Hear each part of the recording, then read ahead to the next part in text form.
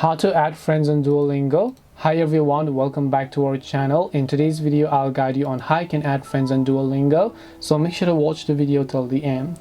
If you'd like to go ahead and then basically find or add friends on Duolingo, it's very simple. Open your browser, go to duolingo.com and make sure that you're signed into your account. And what you want to do is on the left hand side you'll find this option called profile.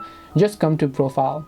When you come to profile, if you look on the right hand side, it said add friends. So you can choose invite friends or simply connect your Facebook account to find friends, or you can just click on find friends, and then after here you can simply search for the email or the username of the person that has Duolingo. Once you basically enter the username or email, most likely their name is going to pop up over here, and once the name basically pops up, you should be able to go ahead and then basically click the follow button next to them in order to go ahead and then actually add them as a friend on Duolingo. This way you'll be able to find friends on Duolingo, but the easiest way is that you can also choose to connect your Facebook account. Hope this video was helpful. If you have any questions, feel free to leave them down. Thank you for watching till the end and see you soon in the next video.